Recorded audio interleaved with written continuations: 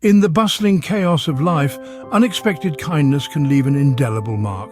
Picture this: a stranger in New York City gives away his umbrella to a drenched passerby during a sudden downpour.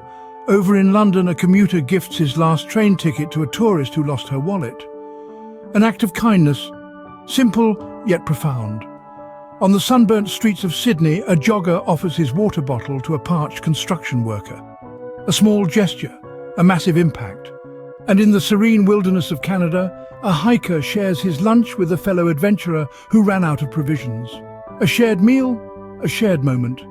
Such acts, often overlooked, are the unsung heroes of humanity.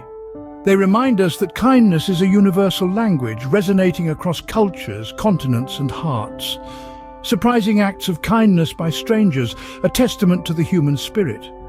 A beacon of hope in a world that often seems bleak.